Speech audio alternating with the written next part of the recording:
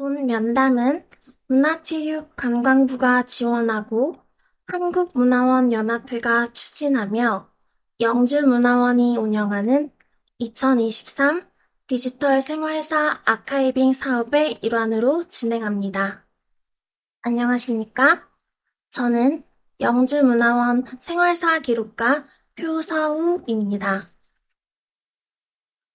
이 사업은 지역의 가치 있는 이야기를 주민들의 생애사를 통해 알아보고 이를 기록하여 의미 있는 자료로 활용, 홍보하기 위하여 추진되는 사업으로 영주문화원은 홍기인견, 실향민의 절실함이 지어낸 선물이라는 주제로 영주시 풍기읍에서 홍기인견의 다양한 분야에서 생업과 경제활동을 하시는 전현직 종사자분들의 이야기를 기록하고자 진행하게 되었습니다. 오늘 구술자로 모신 남욱선 선생님께서는 홍기인견의 천연염색을 접목해 인견시장의 고급화에 앞장서신 분이십니다. 현재 천연염색을 한 원단으로 디자인한 제품을 판매하는 남욱선 웰빙 갤러리를 운영 중이시기도 합니다. 1차 면담은 2023년 7월 18일 화요일 오전 10시 30분에 시작하며 장소는 남욱선 웰빙 갤러리 작업실입니다. 안녕하세요. 안녕하세요. 대표님 성함과 자기소개 간단하게 네, 부탁드리겠습니다. 사단법인 소백산 천연염색협회 대표 남옥선입니다. 반갑습니다. 어디서 태어나셨는지 먼저 여쭤봐도 될까요? 네, 저는 고향이 문수예요. 문수면 승문리에서 태어났고 3살 때 이제 영주로 아버지가 직장이 되면서 이쪽으로 오게 되었죠. 그리고 영주 초등학교 근처에서 살았고요. 또 중학생이 되었을 때는 동산 여중 뒤쪽으로 또 이사를 가게 되었고, 네, 그렇게 살았습니다. 그러면 이사를 되게 많이 하셨는데, 유년 시절에는 어떻게 생활하셨는지. 부모님들이 제가, 어, 오남매 중에서 맏딸이다 보니까 저 위주로 많이 이사를 다니신 것 같아요. 제가 영주초등학교 다닐 때는, 신사골이라고 해서 그 뒤쪽에 사셨고, 또 제가 동산 여중이 합격을 하니까 할 수 없이 또 그 원데이라고 그쪽으로 또 이사를 해주셨어요. 그래서 학교 다니거나 이럴 때는 되게 편안하게 잘 다녔죠. 네. 그러면, 아버지 직업 때문에 이렇게, 같은 영주 시내니까 저를 위해서 조금 가까이 가까이 가시더라고요. 그래서 동생들이 불만이 조금 있었죠. 대표님을 위해서라는 게 구체적으로 어떤 이유일까요? 아, 뭐 걸어서 다니기 힘들고 하니까 옛날에는 버스 타기도 힘들고 하니까요. 그냥 학교 근처에다가 이사를 하게 되는 것 같아요. 그래서 저는 덕분에 동산여중, 동산여상, 경북전문대, 동양대 뭐 이렇게 다니게 되었는데요. 그냥 좋았던 것 같아요. 오남매라고 하셨는데, 네. 그러면 자세한 가족 소개를 한번 듣고 싶어요. 음, 우리는 이남 삼녀예요. 그중에서 제가 가장 장녀이고요. 또 동생들이 저를 뺀 동생들은 다 공무원들이에요. 그래서 저도 공무원 생활을 조금 공산 여상 행정실에 한 8년 정도 근무했었죠. 그리고 이제 결혼하면서 옛날에는 그만두게 되어 있었어요. 그래서 그만두고 새로운 길을 가게 되었죠. 네. 그러면 부모님께서는 어떤 분이셨는지 혹시, 아버지는 이제 우체국에 계시는 공무원이었었어요. 그래갖고 하루는 24시간 근무하시고 하루 24시간은 쉬시고 뭐 이렇게 근무를 많이 하셨고 또 어머니는 그 아이들이 5명이나 되다 보니까 되게 힘들으셨나 봐요. 지금 생각하니까 우리 엄마 어떻게 아이들을 5명이나 키웠을까? 그리고 한 명도 돈 달라고 할 때마다 돌아가면서 5명이 다 돈 달라고 했을 텐데 그걸 어떻게 다 충당했을까? 그래서 엄마가 그렇게 또 열심히 사셨구나 이런 생각이 들 정도로 엄마가 부업을 많이 하셨어요. 옛날에 우리 영주가 갈포 공장 많이 있었거든요. 갈포 공장에 이렇게 이렇게 저거 이렇게 삼을 이렇게 잇는다고 할까? 삼배를 이렇게 잘라가지고 그거를 또 연결하고 그거를 또 이렇게 만들어가지고 납품하는 그런 부업도 많이 하시고 또 이렇게 꽃을 막 접어가지고 장미를 접어요. 그렇게 해서 이렇게 납품하는 아르바이트 지금 하면 그런 거 많이 하셨었죠. 옆에서 많이 따라한 덕분에 저도 이제 손재주가 조금 발달되지 않았나 그렇게 생각하고 있습니다. 그러면 잘하시면서 부모님 중에서 어머님의 영향이 더 컸다고 얘기할 수 있을까요? 네, 그렇죠. 네. 어머님의 영향으로 그럼 이렇게 디자인을 하시게 된 걸까요? 뭐 그런 것 같아요. 어머니가 손재주가 있으시고, 또 음식 솜씨도 있으시고, 또 부지런하세요. 부지런하셔가지고, 그 오남매를 성실하게 키우신 것 같더라고요.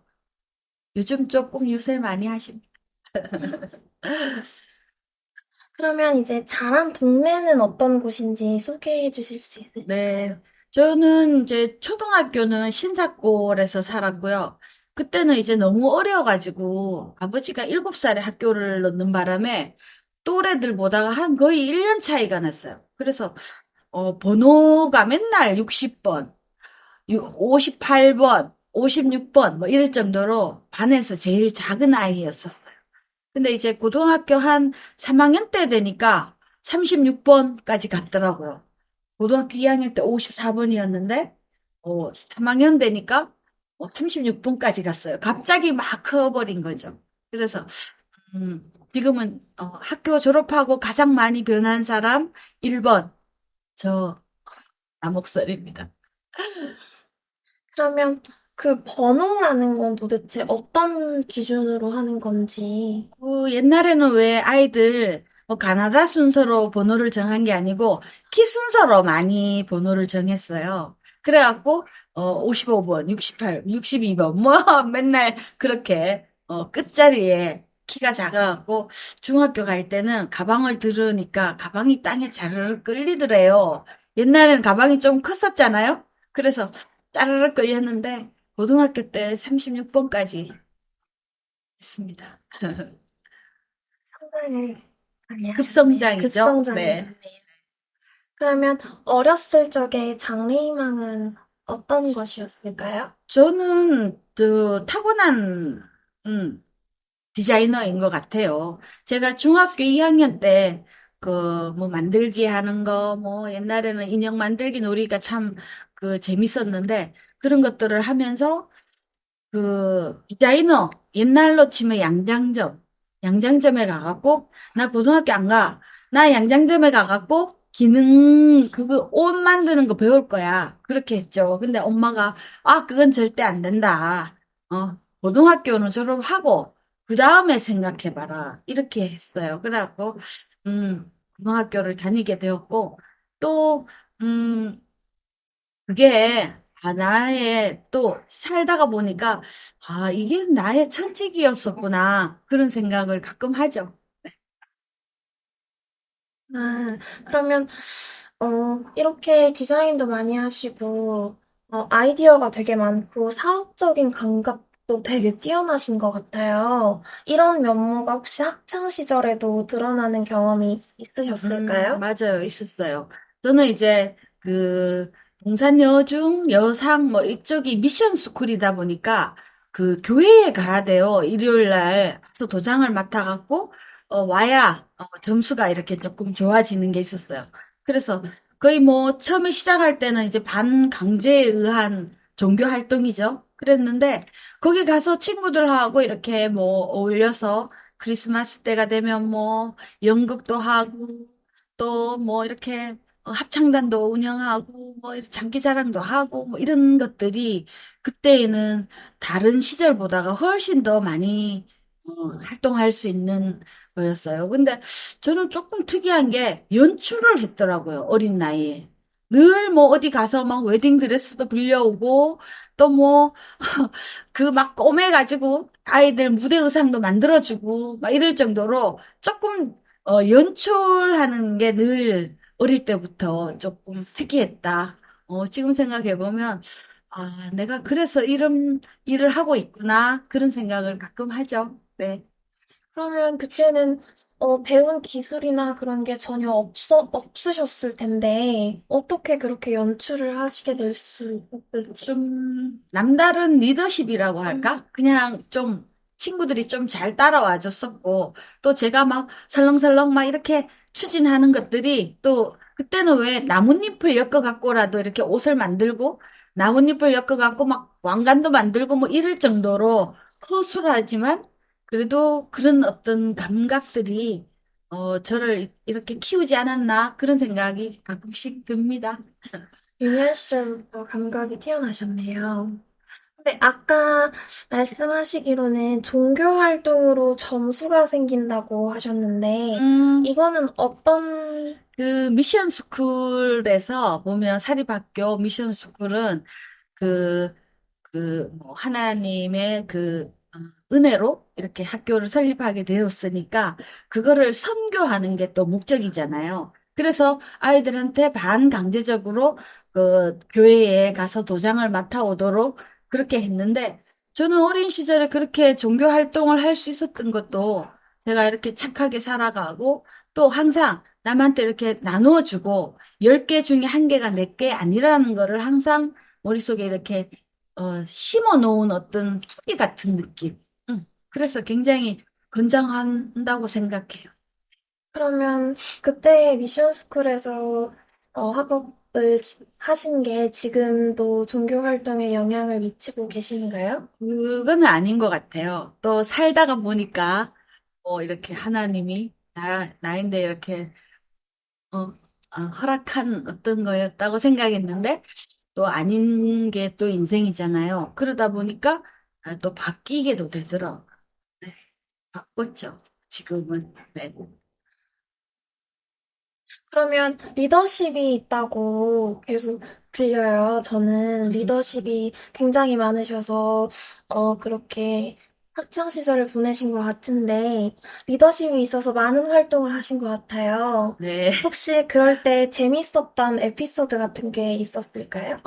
있었어요. 제가 이제 목소리가 조금, 이쁘다고 사람들이 많이 얘기를 해서, 어, 대학교 1학년 때는 안동 MBC가 그때 창립을 했어요. 그래서, 아나운서 시험 보러 갔었죠. 근데 얼굴이 너무 크게 나와가지고, 잘렸죠. 잘렸죠. 그렇지만 이제, 그랬던 것들이 되게 살면서 자신감, 그런 것들의 보탬이 되지 않았나 싶고요. 뭐랬죠? 그냥 재미있었던? 재밌었던 거. 고등학교 때는 이제, 웅변 대회를 많이 했어요. 그래갖고, 이제 뭐, 한 송이 국화꽃을 피우기 위해, 막 이러면서 이제 큰 소리로 막 하는데, 저인데 이제 서포트 해주는 또 친구들이 항상 따라다녔어요. 그래갖고, 이제 원고를 들고, 저는 이제 단상에 올라가서 이제 하는데, 갑자기 생각이 안 나는 거예요. 사람이 뭐 까맣게 앉아 있으니까. 앞에서. 저 한송이 국화꽃을 피우기 이러면서 친구 얘기해요. 그러면 제가 따라하다가 나중에 웃음보가 터진 거예요. 그래서 잘렸죠. 가끔 이제 웃음을 참지 못해서 그리는 여고생들을 보거나 아이들을 보면 그때 제가 떠오르죠. 그래서 많이 재밌었던 유년 시절이 있었죠. 네. 그러면 학교를 다니실 때도 뭐 단장 같은 거나 학생회 활동도 하시는 음, 경험이 있으실까요? 그거는 이제 고등학교 끝자락에 3학년쯤 가서 조금 했던 것 같아요. 그 외에는 제가 너무 어려워서 키가 작고 반해서 약간 그냥 뭐 그냥 귀여운 아이, 뭐 이렇게 친구들한테 항상 놀림도 받고 그랬던 것 같고 고등학교 이제 3학년쯤 되니까 갑자기 막 커지면서 제 역량을 이제 발휘하기 시작하는 거예요. 그래서 뭐 야영장에 갔는데 감자를 막 팍팍 갈아가지고 그 요리 대회를 열었는데 1등을 했어요. 그 3학년 전체 한 그때만 해도 한 420명 정도 그리고 또 단체로 전부 다 움직일 때 한 300명 정도 이상은 막 텐트를 치고 그래 갔었던 기억이 있는데 거기서 제가 요리 대회 1등을 했죠. 그때 되게 재밌었던 것 같아요. 진짜 열악하잖아요. 아무것도 없는 데서 가지고 간 것을 활용해 가지고 했던 그런 기억이 있고 친구들이 그때 저를 엄청 우러러 봤죠. 야, 하지 마. 우리 할 것도 없어. 하지 마, 하지 마. 야, 해보자. 그렇게 해서 했는데 우리가 1등 해가지고 상금을 가지고 떡볶이도 사 먹고 즐거운 일이 많았죠 그때. 네, 그때 이후로 하여튼 자신감이 조금 많았던 것 같아요.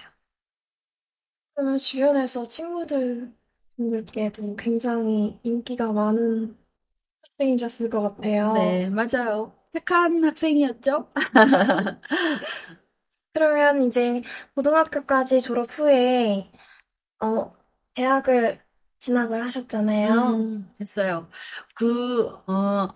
동생들이 많다 보니까 우리 엄마 아버지는 여자는 고등학교까지만 졸업해라. 그리고 시집도 너네가 알아서 가라.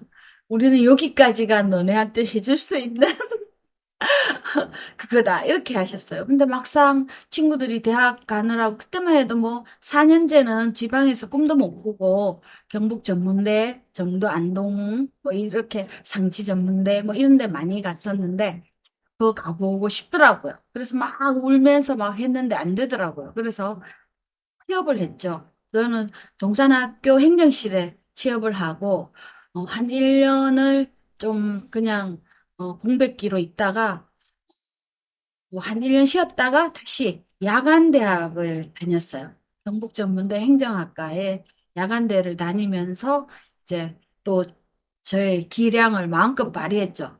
또 친구들 거기에서 이렇게 글을 써가지고 학보사에 기고해서 또 원고료를 받으면 친구들 밤에 또 데리고 가서 다 차 한 잔씩 사 먹이고 또 야간 대학이지만 또 축제 때 나가서 친구랑 또 듀엣으로 노래도 불렀고 또 지금 생각해 보면 진짜 황당한 일을 많이 했던 것 같아요. 예술적인 감각이 되게 뛰어나신 것 같아요. 좀 그런 것 같아요. 아까 글을 써서 투고이셨다고 했는데, 네. 혹시 어떤 글이었는지, 뭐 지금 생각은 안 나는데요. 그냥 수필 비슷한, 어떤 그런 것들이었던 것 같아요. 그래서 한번 기고하니까 뭐 얼마, 만 몇천 원. 그때만 해도 만 몇천 원이 되게 컸어요. 월급이 한 12만 원, 13만 원 정도 할 때니까 되게 큰 돈이었나 봐요. 그래서 친구들 가서 맛있는 거 사 먹이고 또, 학교 서무과에 있으니까 이제 원서 쓸때 여 교수님 또 몇 장 드리고, 저 교수님 몇 장 드리고, 막 이러다 보니까 이제 홍보 장학생이 또 되는 거예요. 그래서 또 장학금 받으면 또 친구들하고 같이 맛있는 것도 사 먹고, 또, 1년에 한 번 정도는 또 부류떡기를 해요. 옛날에는 다방을 이렇게 빌려가지고 일일 찻집을 많이 했어요.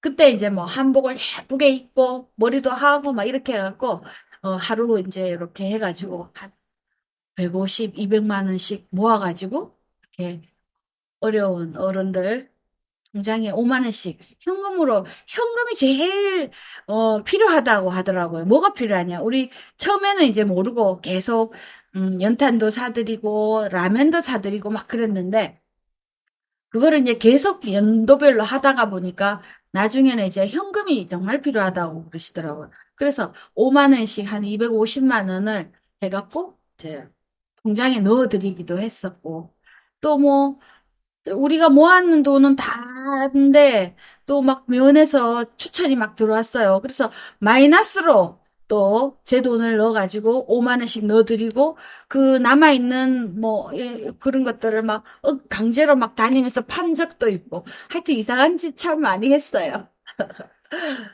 자유 유도끼에 관심이 굉장히 많으신 것 같아요. 맞아요. 혹시 단체 활동 같은 것도 하셨을까요? 네네. 그, 제가 88년도에 결혼을 했는데, 그전에는 계속 교회에서 이제, 선생님으로 활동도 하고, 또 청년의 활동도 하고, 이렇게 하면서 되게 많은 일을 했었죠. 사도 많이 하고, 그래, 어린 시절에 그런 것들이 이제 바탕이 되어가지고, 지금도 이제 가만히 안 있고 좀 많이 움직이는 편입니다.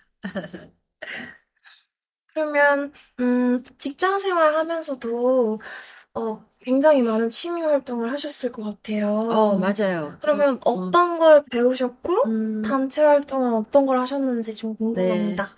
저는 손으로 하는 것들이 되게 자신감이 좀 있었던 것 같아요. 그래갖고 그 학교 도서관에 한 3년 근무할 때 그 도서관에 책도 빌려주고 아이들 그거도 하지만 또 강의실이나 교육장이 있어요. 지금 생각하면 세미나실이죠. 뭐 정치내도 거기서 하시고 교사들 뭐 그런 것도 거기서 하시고 하는데 거기 뒷바라지를 제가 해야 되는 담당이에요. 그러다 보니까 이제 음, 이렇게 활동할 때 그 꽃꽂이 선생님을 모셔다가 초 동산 여중 동산 여상이니까 교사들이 되게 많았던 것 같아요. 한 50명 정도, 60명 정도 됐던 것 같아요. 동산학교 한 30명, 동산 여중 한 25명, 뭐 이런 정도로 교사들이 많았었는데 그 꽃꽂이 하실 분들을 제가요. 제가 모으고 강사 섭외하고 재료비하고 이런 것들을 다 또 받아가지고 나눠가지고 이렇게 전해드리고, 그러면서 저도 같이 배우고, 그랬던 거를 한 5년 정도 넘게 한 것 같아요. 그래서, 사범까지 갔는데, 이제 그분이 더 크게 같이 해보자고 막 그랬어요. 근데 그거는 또 결혼하면서 무산이 됐던 것 같아요. 그래서 하여튼, 꽃꽂이 강사로 활동하겠다라고 생각하고 엄청 오랫동안 꽃꽂이를 배웠어요. 도서관 근무를 하시면서 그 꿈을 가지시게 된 그렇죠. 거네요. 네. 도서관 근무하실 때는 구체적으로 어떤 일을 하시는, 왜 옛날에는 학교의 도서관에 사서라고 하죠. 네. 아이들 책 빌려주고 또 반납받고 또 책이 떨어지면 그거 다 수리하고 또 뭐 그런 작업을 제가 했었어요. 그런 와중에 꽃꽂이 아, 강사를. 네. 꿈꾸고 엄청 오랫동안 꽃꽂이를 하게 됐고 결혼해서는 교회에 성전 꽃꽂이도 한 3년 정도 아이를 등에 업고 다니면서 엄청 열심히 했고 그때 이제 그 축복 받았어요. 많이. 이렇게 아름답게 성전을 꾸며놓고 또 새벽 기도라든지 이렇게 할 때 사람들이 되게 감동을 받거든요. 그래서 이 손길 봉사하신 손길에 대한 축복을 목사님들이 잊지 않고 엄청 많이 해줬던 것 같아요. 그래서 지금도 이제 지금은 기독교인은 아니지만 제가 그때 받았던 그 축복 기도가 오늘의 이렇게 좋은 일들이 일어나게 하지 않았나 그런 생각도 했었습니다. 그러면 이제 꽃꽂이를 오래 하시면서 이제 강사까지 꿈꾸셨는데 결혼 때문에 이제 접으시게 됐다고 하셨어요. 맞아요. 그러면 자녀분이 계실까요, 혹시? 네. 딸 하나 있어요. 그 따님분도 지금 제가 알기로는 디자이너로 활동하고 계신데 유연이 디자이너시죠? 네네, 맞아요. 그 친구는 저뿐만 아니고 그 아이의 아빠도 또 집안이 되게 서각하시는 할아버지였었고, 또 큰아빠는 그 왜 이 기능장, 양복 만드는 기능장 외국에 가서 상을 받아올 정도로 손끝이 조금 야물딱진 집안인 것 같아요. 그래서 그 피를 조금 받아가지고 되게 그 꼼꼼하면서 또 이렇게 창의적인 저의 성향도 조금 있고 그래서 애가 조금, 어릴 때부터 조금 남달랐던 것 같아요. 시골에 이렇게 살면서 청바지 같은 거 안 입는 청바지 하나 던져주고 우리는 볼일 보러 가면 그걸 가지고 다 가방도 만들고 미니스커트도 만들고 이렇게, 어, 그렇게 꼼짝거리는 게 이제 취미더라고요.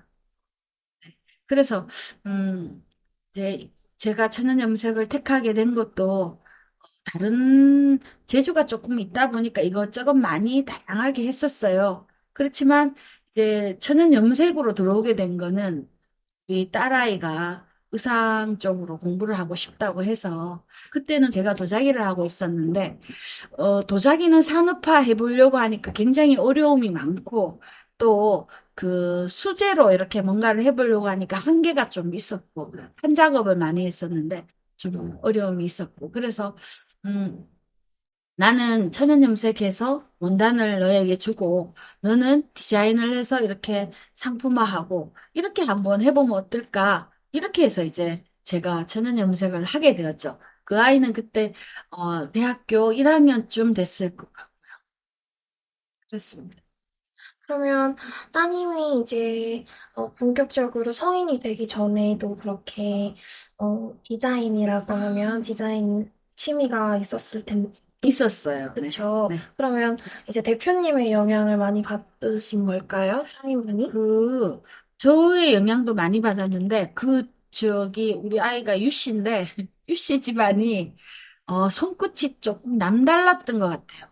지금 영주 여고 있는데 보면 안양사라고 있는데 거기에 그 아래채 쪽에 보면은 이렇게 서각으로 누구 얼마 이렇게 기부했는 것들이 적혀 있는데 그 작품이 우리 아이의 할아버지 작품이라고 하더라고요. 그래서 글씨체도 저는 조금 엄마 아버지가 이제 글씨체가 안 이뻐가지고 배울 때 글씨체를 교정하려고 엄청 고생했는데 잘 안 되더라고요. 안 고쳐지더라고요. 그래서 저는 아예 그 아이 아빠가 훨씬 더 글씨체가 좋으니까 저는 안 가르치고 아이를 글씨체를 가르칠 때는 아빠가 가르쳤는데 지금도 잘 했다고 생각해요. 아이가 글씨체가 아주 이쁘게 잘 되더라고요. 네, 네, 뿌듯하시겠어요. 네, 그렇습니다. 그리고 이제 여러 가지 일을 하시다가 전혀 다른 길을 걸으셨어요. 맞아요. 굉장히 많은 일을 네. 하셨잖아요. 그런 일, 어떤 일을 하셨는지 조금 음, 설명해 주실 수 있을까요? 맞아요. 고등학교, 서무과에서 이제, 결혼하고 나면 그때만 해도 노조가 없고, 또 여성분들이 퇴직을 하는 걸 원칙으로 하고, 이렇게 사립학교에 들어갔죠. 공무원이긴 하지만 중공무원인 택이죠. 그러다 보니까, 그만두고, 또, 다른 걸 해야지 하고 준비를 했던 게 이제 꽃꽂이였잖아요. 그래서 꽃집을 한 3년 정도 했었던 것 같아요. 3년 정도 하고 아이가 태어나면서 이제 자꾸 자라니까 병행해서 진행하기가 어려워가지고 또 그만두고 유치원처럼 놀이방이라고 있었어요. 옛날에. 유치원 비슷한 놀이방을 또 한 1, 2년 했었던 것 같고 그냥 늘 꾸준히 일을 했던 것 같아요. 그 놀이방은 어떤 계기로 하시게 된 거예요? 우리 아이가 이제 어리고 작으니까 아이 보면서, 그동안에 이제 교회에서 반사로 활동하고 유치원 유아보육학과로 지원을 했는데 야간대학교도 유아보육학과가 있어갖고 지원을 했는데 인원이 안 되니까 그냥 없애버리고 그냥 행정학과로 가게 되었던 그런 일이 있었죠. 그래서 그 유치원 아이들을 이뻐라 하고 또 그런 것 때문에 이제 했었는데 하면서 또 아이가 크니까 또 저도 조금 더 자유로워져서 또 다른 일을 하게 되었어요. 혹시 그 다른 일은 어떤 일이었는지?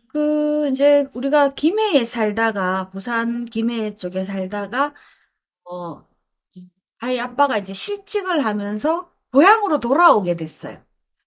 고향으로 돌아오게 됐는데, 그, 삼령 한 걸음이라고 옛날에는 비디오 학습 지사가 있었어요. 비디오로 아이들 가외를 가르치고 영어, 뭐 동화나라의 ABC 뭐 이런 것들 하는 또 맹 연관되죠. 학원이죠. 그렇게 강사 선생님들 한 세 분 정도 있었던 것 같아요. 그래서 그분들 모시고 이제 3년 한 걸음이라고 학습 지사를 운영했어요. 한 3년 정도 했나? 그랬는데 이제 회사가 문을 닫으면서 제가 이제 진짜 가장이 되는 거예요. 남편이 회복이 안 되니까. 그래서 뭘 하면 좋을까 하다가 이제 친구가 식당을 하고 있었는데 보니까 그냥 식구들 배 안 굶기고 잘 먹고 살 수 있겠다 싶더라고요. 그래서 시골에 집을 이제 하나 사가지고 리모델링을 하고 거기서 이제 장사를 하게 되었죠. 그래서 한 7년 정도 굉장히 돈도 잘 벌고 했는데 이제 그 IMF가 터지면서 외곽지 가든 장사들이 다 문을 닫게 됐어요. 그래서 할 수 없이 저는 시내 쪽으로 다시 왔는데 해보니까 그 좀 어려움이 많았어요. 그래서 그만두고 그때 이렇게 저렇게 해서 좀 식당 두 개씩 하고 한쪽에서는 잘 벌고 한쪽에는 막 레스토랑을 잘못 인수를 해가지고 거기에다 다 꼬울고 또 규모가 있으니까 또 직원들이 많잖아요. 그러니까 이쪽에서 벌어갖고 이쪽에 주고 또 하려고 내놓으니까 또 잘 되는 쪽이 팔리고 안 되는 쪽이 또 남고 뭐 그러다 보니까 진짜 굉장히 많이 까먹고 부산에서 이제 동생들이 거의 다 부산에 있다 보니까 부산에 조금 큰 가게를 차려줄 테니 그쪽으로 와라. 막 그래서 이제 제가 그때 43살쯤 됐을 것 같은데 그때 이제 부산으로 가게 됐어요.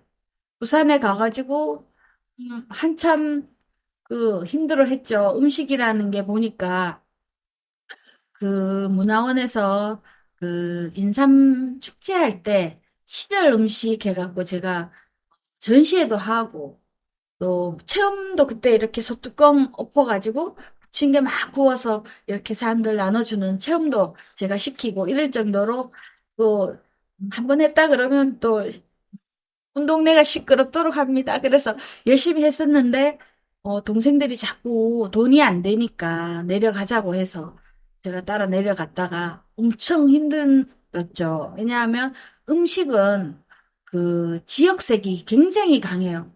저희는 산간지방에 아주 그냥 풋풋한 그런 음식들이면 굉장히 담백하고 영양이 있고 또 약초고 뭐 그런 어떤 것들인데 부산은 내려가면 젓갈에다가 어떻게 곰사 갖는 거여야 하고 막 이렇게 저희들은 먹어보지도 않았던 그런 향들이 자꾸 맛있다고 하니까 도저히 시작할 수조차도 없더라고요. 그래서 한 3년을 동생들 사업하는 거 좀 도와주고 옆에서 그렇게 성세월을 보냈지만 저는 이상하게 그 내 고향에서 살고 싶은 그게 좀 욕망이 강했어요. 그래서 우연히 그 인견을 떼다가 팔게 되었는데 동생네 그 매장 큰 데서 한 칸을 웰빙 갤러리라고 해가지고 우리 고향에 있는 인삼과 인견을 한번 떼다가 팔아보자 그런 생각으로 시작을 했는데 그때 이제 인삼도 세팅이 되었고 인견을 세팅하러 왔어요. 그래서 동명이라고 이제 우리 요 지인들이 소개를 해갖고 가게 되었는데 관광버스로 사람들이 한 40명 정도가 그 좁은 매장에 가득 찬 거예요. 근데 저는 이제 물건을 잔뜩 떼어가지고 이제 빨리 계산하고 내려가야 되는데 사람들한테 매장을 맡겨놓고 왔기 때문에 빨리 가야 되는데 안 되는 거예요. 그래서 계속 기다리고 있는데 어떤 아주머니가 옷을 막 이만큼 들고 또 입어보고 또 입어보고 막 계속 하는 거야. 그래서 아이 사모님 살려고 하면 개만 골라서 입어야지. 이렇게 많이 데리고 하면 아무것도 못 사요. 막 이렇게 이제 얘기를 하니까 아니야, 나 이거 다 사려고 왔어. 나는 그 우리 수영하는 단체에서 버스 대절해 갖고 왔는데 우리 전부 다 100만 원 이상 다 샀어. 막 이렇게 얘기를 하는 거예요. 그래서 가만히 살펴보게 된 거죠. 살펴보니까 이렇게 현란한 색감과 이렇게 별로 예쁘지도 않는 것 같은데 어떻게 이렇게 많이 사갈 수가 있나 하고 이제 바라보게 됐죠. 그리고 제가 생각하기에 이거 내가 고향에 돌아와서도 충분히 살아갈 수 있는 사업 아이템이 생겼구나 그런 생각이 들더라고요. 그래서 부랴부랴 이제 그 부산에 정리를 하고 이제 풍기 역 앞으로 오게 되었죠. 그러면 그렇게 새로운 사업을 시작하실 때, 뭐, 뭐 특별히 도와주신 분이나 아니면 그런 분들이 계셨을까요? 지원 사격을 받은 그런 음, 게 있었을까요? 공기가 좀 텃세가 심하대요. 근데 이제 그 저는 이제 영주의 문화원에서 그 도자기 반을 식당을 할 때 도자기 반을 아주머니들 사모님들 한 40명을 데리고 제가 좀 그 학교 서문과에서도 선생님들 한 30명 이상을 데리고 꽃꽂이 교실을 진행했던 것처럼 또 이제 문화원에서도 도자기 반을 또 개설을 하게 되는 거예요. 저는 이제 학생이고 봉화에까지 식당을 하면서도 그 뭔가 이렇게 그 좀 성취욕이 좀 창피하다라는 생각을 가졌었고 요식업 자체가 또 자녀한테 물려줄 수 없다라는 생각이 들었어요. 그래서 요식업은 한 10년 정도 이상은 했었었는데 그만두게 되었던 거가 제가 그런 자만심이 좀 있는 거예요. 그 좀 뭐라 그러지? 그거를 어떻게 표현해야 되나? 그래서 식당을 하면서도 그 짬 나는 시간에 차를 몰고 봉화까지 가서 도자기를 배우고 그런 만족감과 성취감을 항상 같이 공유하고 있던 것 같아요. 그래서 그때 이제 제가 힘들게 봉화까지 가서 배우고 또 돌아오고 하니까 힘들잖아요. 그래서 그 길국장님이 계실 텐데 그 선생님 모시고 와서 우리 여기서 하시면 좋겠다 그러시더라고요. 그래서 그때 제가 선생님을 모셔오고 또 이렇게 음, 그 수강생들을 모집을 하니까 한 처음에 20명 정도 모집이 되더라고요. 그래서 그렇게 제가 회장직을 하면서 한 4년, 5년 정도 활동 많이 했죠. 그리고 1년에 한 번씩 꼭 전시회하고 부르유토끼 하고 또 돈이 많이 남으면 문화원에 가마도 사드리고 또 뭐 물레도 좀 사고 그런 일 많이 했습니다. 그래 나중에 문화원장님이 상을 주시더라고요. 네. 어떤 상이었어요? 그냥 뭐, 저 공로상이었던 것 아, 같아요. 그래서 그런 일도 있었고, 또 풍기에 오게 되니까, 또 그때 영주 문인들이 전부 다 이렇게 자기 나름 그 뭐, 그림 그리시는 전성진 선생님, 뭐, 또 송윤환 선생님, 김창남 선생님, 뭐 많잖아요. 그런 분들이 연세가 이제 거의 많으니까, 이제 제가 한 3년을 그 사업이 망해서 친정에 가 있다가 올라오게 되니까 좀 안타까웠던 것 같아요. 그래서, 성공할 수 있도록 전화를 많이 해주셨더라고요. 분기에 아는 분들한테 전화해서, 우리 그 영주에 유명한, 남옥선이가 올라갔으니까 좀 많이 도와줘라. 그런 식으로 전화를 하셨더라고요. 전 잘 몰랐었는데 나중에 보니까 풍기가 텃세가 어쩌고 그래요. 그래서 저는 그런 걸 못 느꼈는데요. 그랬더니 슈퍼집에 사모님도 와서 그런 이야기를 하는 거예요. 그래서 전화를 받았다. 어디 인삼 하시는 분인데 또 와서 좀 잘 봐주라고 그러더라. 그런 식으로 이제 많이 도움 받았죠. 그러니까 저는 그냥 늘 뿌린 대로 거둔다. 저는 늘 생각하고 있습니다. 지금 대표님께서 계속 말씀하시는 와중에 연주문화원이 굉장히 많이 등장을 아, 해요. 그래요? 어떤 계기로 찾게 되신 거예요? 어, 손으로 하는 거는 제가 다 잘 하다가 보니까, 이제 그때는 도자기 전시회를 1년에 한 번씩 했었고요. 또 어른들 뭐, 뭐 그림전이나 이런 거 할 때 되면 제가 그때 도자기를 하면서 식당을 하고 있었기 때문에 또 음식을 해가지고 뭐 스폰을 해드리기도 하고 이렇게 하면서 이제 교류가 좀 있었었고요. 또 이제 뭐 중령 장승 보존회에 또 사무국장으로 제가 한 2년 정도 봐드렸어요. 봐드리면서 이제 어른들 보고 그림도 그리게 하고 또 그거를 퍼포먼스로 해가지고 판매를 했어요. 판매해가지고 또 부르이웃돕기도 하고 뭐 이렇게 이제 어른들이 되게 지금도 이제 이야기하시죠. 그때 그 남옥선이랑 같이 활동할 때가 참 재밌었다. 뭐 부르이웃돕기도 하고 우리 생애에 뭐 부르이웃돕기 한 적 있어? 그때 그렇게 했으니 그걸로 이제 뭐 뿌듯하지? 뭐 이런 식으로 가끔 이야기하시고. 그러면 이제 풍기에 오셔서 단체 활동을 굉장히 많이 하셨어요. 네. 본기에 와갖고 이제 웰빙 갤러리를 2008년에 이제 시작을 하게 됐고, 또 이제, 어, 제가 봤을 때 작품으로 보여져 있던 천연염색을 우리 풍기인견에다가 접목하면 나도 성공할 수 있고, 이 풍기인견도 엄청난 업그레이드가 되겠다. 그런 생각으로 이제 그거를 했죠. 그 천연 염색 전문 매장을 이제 만들게 되었죠. 그리고 이제 염색도 하고, 또, 디자인도 하고, 그때부터 이제 시작이 된 거죠.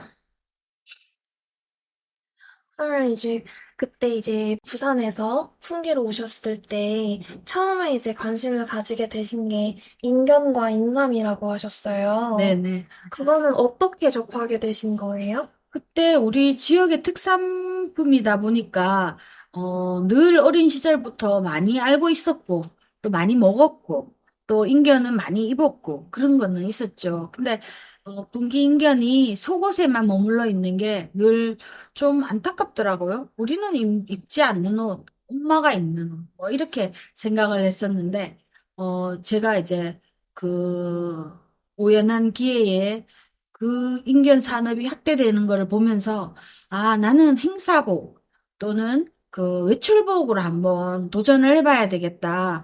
그 도자기를 하면서 같이 이렇게 염색도 천연 염색도 배웠었고 또 전시회라든지 박람회라든지 이런 것들을 많이 다니면서 천연 염색 작품들을 많이 봐놨기 때문에 이거를 인견에다가 접목하는 부분을 내가 이제 맡아봐야 되겠다. 그리고 이제 가능성에 대한 부분을 이제 찾은 거죠. 찾아서 이제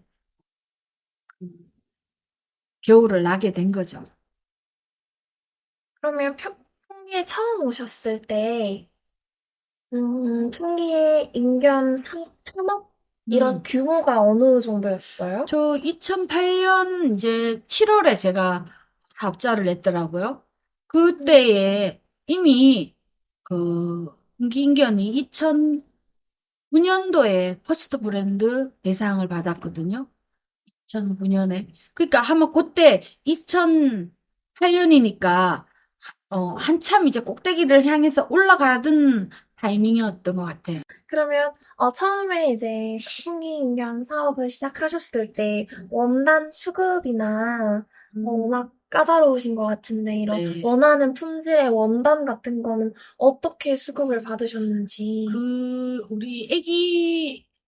우리 딸 집안에 그 유창직무를 하고 계시더라고요. 유기창. 유기창 그분이 이제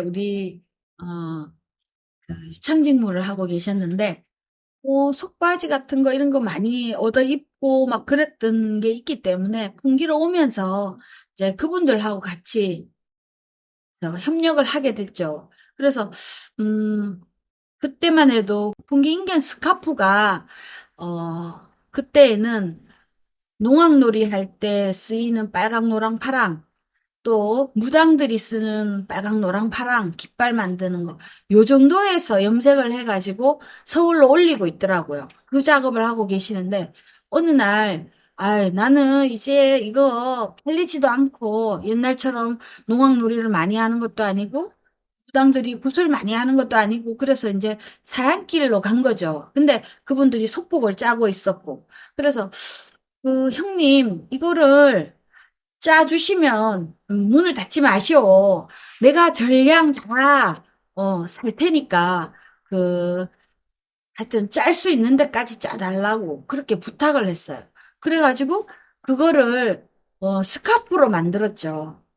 여름에 인견 스카프를 목에 건다고는 대한민국 사람 누구도 상상을 못했을 거예요. 그런데 제가 그거를 천연 염색으로 염색을 해가지고 만나는 사람마다 목에다 다 걸어주는 거예요. 저는 뭐 늘 한 개 걸치고 나가서 또 나눠주고 오고 또 나눠주고 오고 한 만 장도 넘을 것 같아요. 그 정도로 나눠주면서 지금의 스카프 시장을 선도했다고 보시면 될 것 같아요. 그랬고, 또 그 스카프에 그 반짝반짝거리면서 얇은 느낌이 좋아서, 또 형님, 이거 57인치로 좀 짜주세요. 그러니까, 어렵다고 그러셔요. 안 되는데, 빨이 약하면 안 되는데, 그래도 해주세요. 이렇게 해가지고, 제가 이제 미니멈, 뭐, 1000야드, 그때만 해도 영세업체였고, 음, 또 3천만 원 부모님한테 사업자금 받아갖고 올라왔기 때문에 엄청 힘들 때였어요. 그래서 그렇게 이제 형님이 짜주셨어요. 그래서 그거를 가지고 막 좀 찰랑찰랑하는 브라우스도 만들고 또 스커트도 만들고 했는데 그때만 해도 제가 그 천연 염색 기술이 조금 덜 발달되다 보니까 인견에 대한 접목 부분이 좀 부족하다 보니까 그 봉제에서 다 찢어져 버리는 거예요. 이렇게 꽉 박으면 미어지는 거 있잖아요. 그렇게 돼갖고 진짜 많이 한 1000만 원 돈 날린 것 같아요. 그래서 허리가 희청했죠. 지금도 아직도 그 원단을 가지고 있어요. 그리고 지금은 이제 커튼으로도 승화시키고 또 가물을 해서 말리고 가물을 해서 말리고 해서 옷으로도 만들어내고 있고 지금은 이제 많이 발전했죠. 처음에 원단 수급 받으실 때, 그쪽 업체에서 빨이 약하다라고 음, 대표님이 표현해 주셨는데, 네. 그게 구체적으로 어떤 의미인가요? 그 이제 실 숫자를 말하는 거죠. 실 숫자가 얼금얼금하게 해갖고는 인견은 사실은 안 돼요. 안 되는데 어 저희 같은 경우는 천연 염색을 해서 조금 더 강도 있게 들어간 거죠. 감물을 해서 말리고 또 감물을 해서 말리고 하면서 이렇게 질겨지게 만들고 또 이렇게 봉제를 했을 때 미어지지 않도록 이렇게 되도록 이제 염색 기술로 이제 발전시킨 거죠. 그러면 천연 염색이라는 게 구체적으로 어떤 건가요? 네.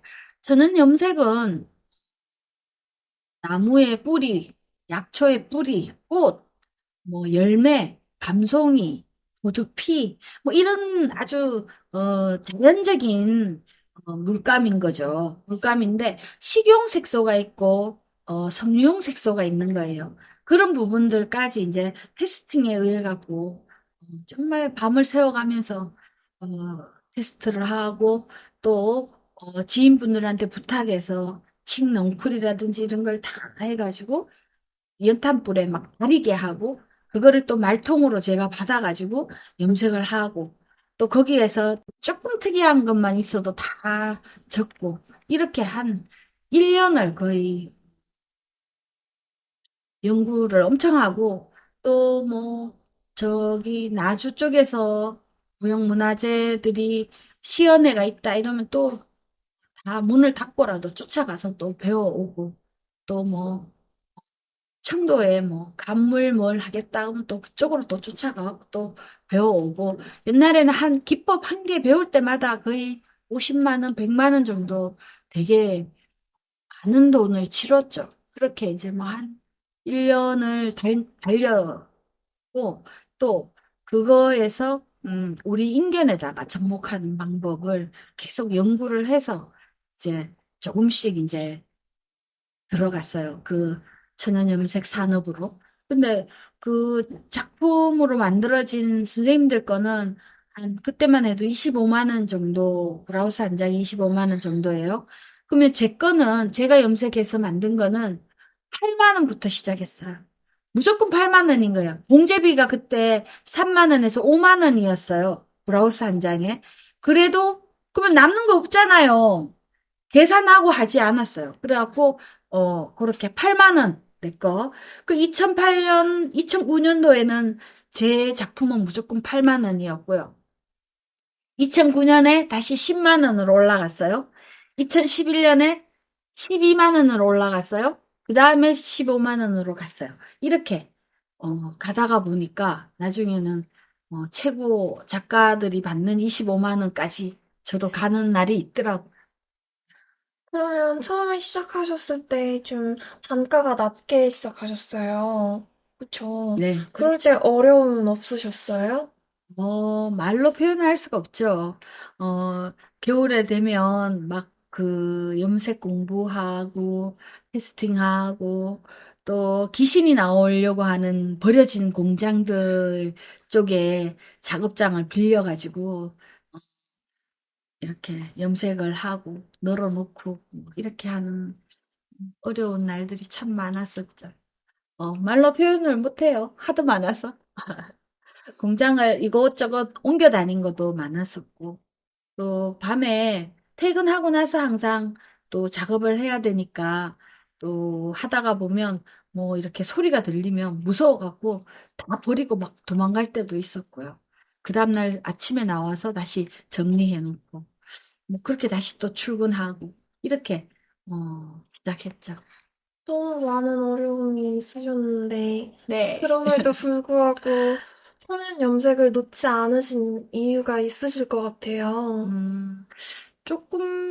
음, 꽃꽂이를 하다가 보니까 색에 대한 감각, 또, 이렇게 디자인이잖아요. 모든 게 다 통합이더라고요.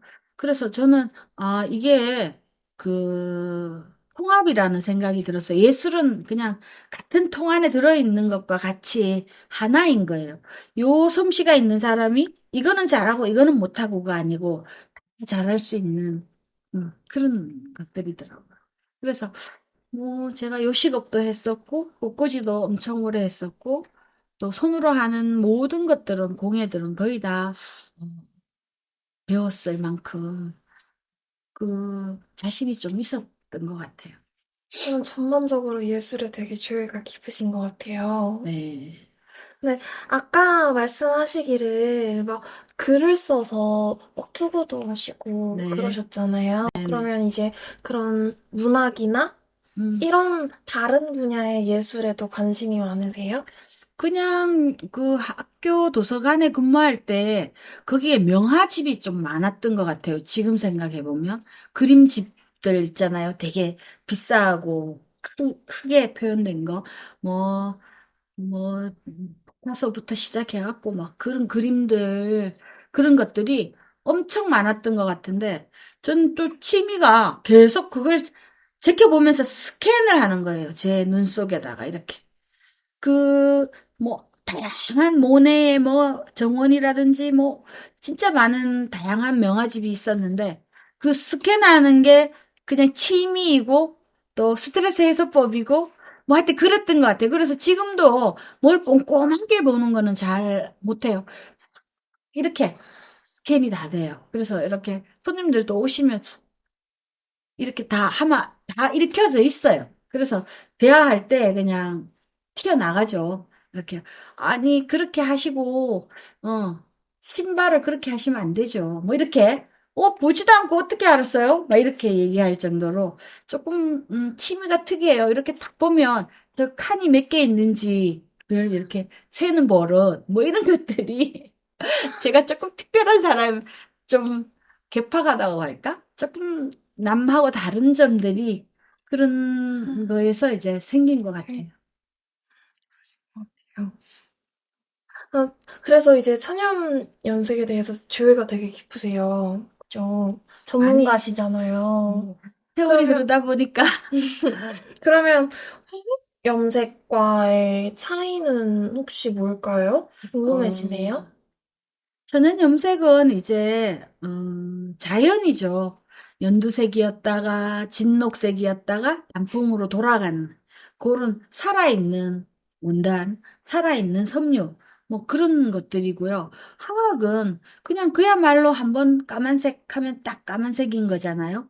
석유에서 나온 화학으로 만든 것들이니까. 그렇다 보니까, 좀 많은 차이는 있죠. 많은 차이가 있고, 또 우리가 60년대에 새마을운동이니 뭐 이런 산업화를 부르짖으면서 이 천연염색들을 다 버려버렸어요.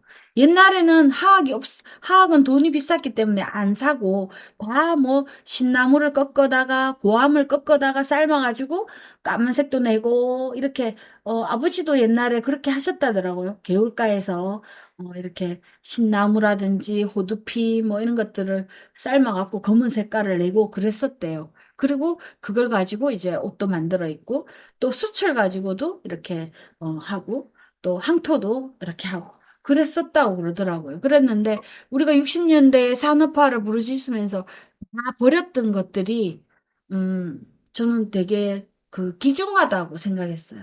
그래서, 사업을 하면서도 엄청 어려운 것들이 많았지만, 어차피 우리가 죽을 때 돈을 가지고 가는 것도 아니고, 또, 또 자녀가 또 뭐 그 돈을 가지고 또 가는 것도 아니고 영원한 게 아니라는 생각을 하고 있기 때문에 그냥 내가 할 수 있는 만큼 하다가 최선을 다하다가 그때는 물려주고 가고 나눠주고 가고 이렇게 해야 된다고 생각했기 때문에 이 사업을 계속 붙들고 있었던 것 같아요. 그러면 잠깐 쉬었다 그래, 이제 이어서 진행하도록 하겠습니다. 아까 전에 천연염색이랑 화학염색의 차이점에 대해서 말씀을 해주셨어요. 네, 근데 이제 대표님께서 천연염색으로 이제 의류를 만들기 시작하셨잖아요. 네. 그러면 천연염색한 원단으로 의류를 만들게 되면 어떤 장점이 있을까요? 음, 저는 이제 저는 염색을 시작하면서도 직접 농사를 지었어요. 왜냐하면, 그런 어떤 보여주면서 설득하는 것이 훨씬 더 쉬울 거라는 생각이었죠. 그래서, 밭을 막 1,000평을 빌려가지고, 메리골드, 우리 지역에서는 노란 색깔만이라도 책임져 보자. 뭐 그런 의도로, 메리골드를 파종해가지고 심었어요. 그래가지고, 첫 해에는 풀과의 전쟁을 하느라고 또 죽을 뻔했죠, 뭐. 밤에 이제 퇴근해서 친구들이랑 가서 따고 또 낮에 뭐 풀을 뽑아야 한다거나 이런 거 할 때는 또 일하시는 분들을 보내서 이렇게 작업하게 하고 뭐 그렇게 그 천연염료 생산부터 지금까지도 이제 뭐 천연염료 생산 또 염색 그다음에 또 체험 또 상품 뭐 이렇게 하고 있지만 뭐 처음부터 생각을 그렇게 해가지고 조금 더, 음, 어려운 길을 가고 있고, 지금은 조금 더 다양하게 변할 수도 있는, 그런, 인 것 같아요. 그러면 천연염색을 하지 않은 원단의 의류를 만들 때랑 차이점이 있을까요? 천연염색은, 색깔이나 이런 것들이 굉장히 차별화가 되잖아요. 그 풍기인견의 속옷에 머물렀던 게 그 약간 레이온 해갖고 레이 강택이라는 뜻이잖아요. 근데 조금 반짝임이 있으면서 화학에서는 싼 맛이 나고 저희 또 천연염색에서는 또 장점이 되고 그렇더라고요. 그래서 감물을 입히고 또 코팅을 해서 어느 정도 색감을 만들어내고 그 다음에 염액을 가지고 색깔을 만들어내고 이렇게 하고 있는데 훨씬 그 천연 염색했을 때의 그 빛깔이 고급스러운 느낌인 거예요. 그리고 인견이 나무이지만 가장 장점을 잘 살렸던 게 이 천연 염색이었던 것 같아요. 지금도 저는 자부하는 게요. 삼배나 실크나 못이나 뭐 이렇게 하지만 인견만큼 그 천연 염색의 빨이 그대로 살아 있는 거, 장점으로 보이는 거. 이게 인견이 최고라고 저는 생각하고 있어요. 그러면 아까 전에 천연염색 하실 때 노란색을 지겠다고 하시면서 음, 메리골드라고 네. 이거는 어떤 건지 설명해 주실 수 네. 있을까요? 프렌치 메리골드라고 해서 섬유용 물감 중에서도 노란 색감, 그 다음에 복합으로 들어가면 카키색, 그린색, 뭐 이런 것들이 만들어지는 색감인데요. 길가에 예쁘라고 심어놓은 꽃을 감히 못 따겠더라고요. 그 한 송이조차도 못 따는 감보를 갖고 있다 보니까 결국은 농사를 짓게 된 거예요. 그래서 첫 해에는 이제 풀과의 전쟁을 하면서 또 그렇게 하다가 보니까 나중에는 노하우가 생기더라고요. 제가 할 수 없는 트랙타라든지 볼이라든지 비닐 씌우는 것까지는 외부에 협력을 받아서 그냥 설치하고 그 다음에 이제 씨앗을 사가지고 이렇게 뭐 파종하고 갖다 심고까지는 이제 제가 하고 키우고 또 따고 이런 부분들까지 이제 하게 되더라고요. 그래서 저는 농사를 그냥 우습게 생각해요. 1000평, 2000평 눈도 깜짝 안 해요. 왜냐하면 분야로 나누면 돼요. 처음부터 내가 밭을 다 일구고 내가 다 할 수가 없잖아요. 그래서 지금 뭐 우리 기초원인 교육도 하고 있지만 창업 교육 할 때마다 나눠서 해라. 그러면 그냥 천리길도 한 걸음부터라고 시작이 되는 거예요. 근데 막 막연하게 그걸 내가 어떻게 해? 아우, 이 넓은 땅을 내가 어떻게 해? 이러면 한 걸음도 못 나가는 게 농업 또는 뭐 천연염색, 수작업 뭐 이렇게 어려운 작업들인 것 같아요.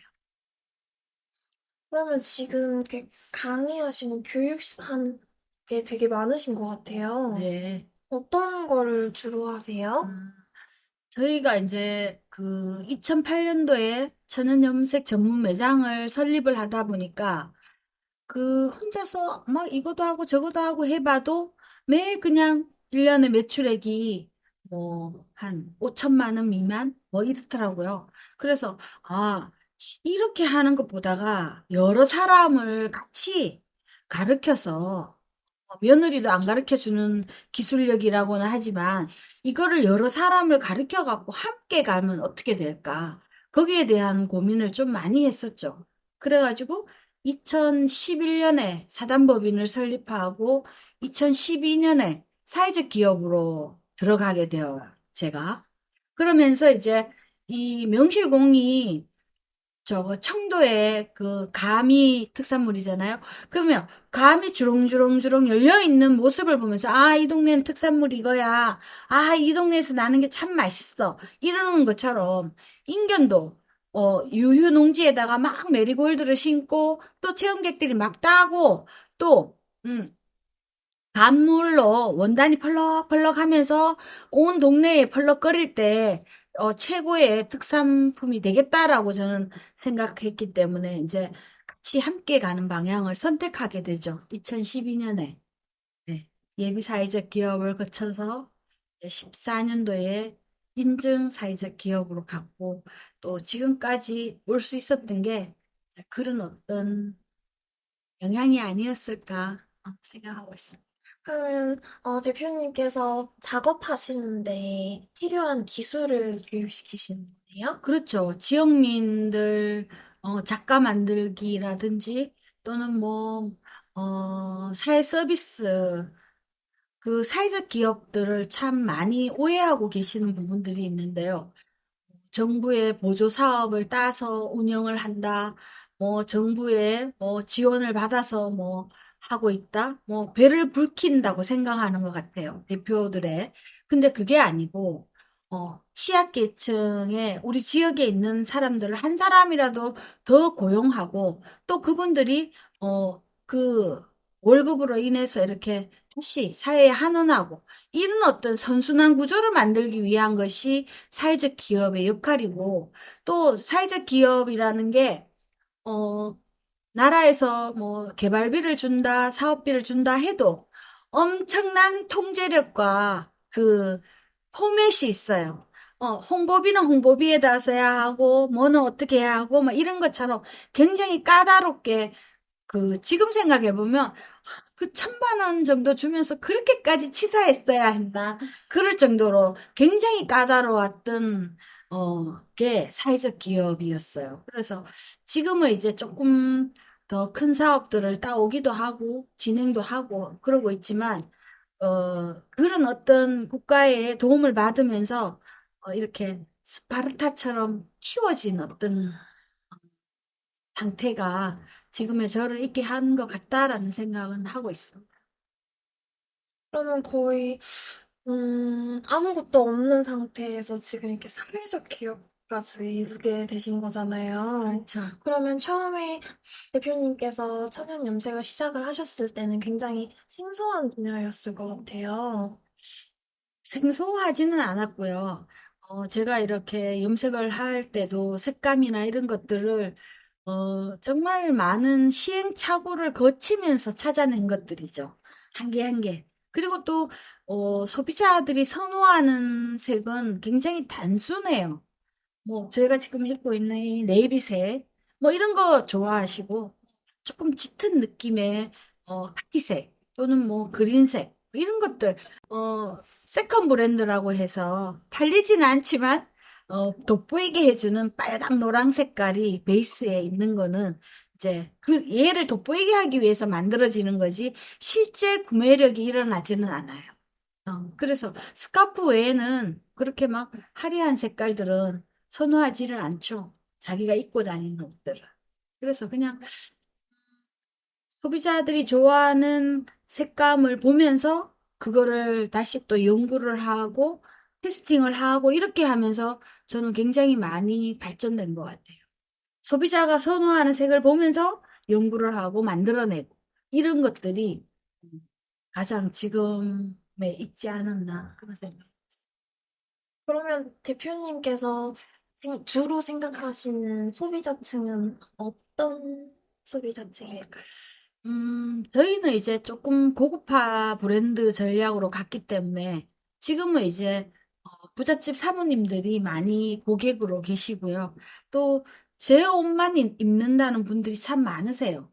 그래서 되게 감사하죠. 제가 입어보면 저도 이제 계속 이렇게 늘 제 작품들을 입고 생활하고 입고 들판으로도 가고 뭐 작업장으로도 가고 막 그러지만 제 옷을 입고 그렇게 생활해 주신다니까 되게 감사하죠. 그러면 초기에 천연 염색을 시작하셨을 때, 뭐 기술이나 시설 이런 거는 어떻게 개척을 해 나가셨는지. 음, 그 뭐 나주라든지 또 작가 선생님들 찾아다니면서 기법도 배우고 또 염료도 우리 지역에서 나는 것뿐만 아니고 뭐 이렇게 심어갖고 줄기로 했을 때는 어떤 느낌, 또 꽃으로만 했을 때는 어떤 느낌, 발효시켰을 때는 어떤 색감, 뭐 이렇게 좀 많은 시간을 좀 투자했던 것 같아요. 그리고 남들하고 똑같이 뭐 하는 게 아니고 저는 365일이 아니고 366일이라고 자랑할 만큼 좀 많은 시간을 투자해서 지금까지 와 있고요. 또 사회적 기업을 하면서 직원들이 한 17명까지 뭐 있었던 적이 있었어요. 그때는 이제 막 중국 수출도 하고 가장 전성기였다라고 저는 지금 생각하고 있는데 어 되게 기준이 있었어요. 나는 하악하고 똑같은 색깔은 안 한다.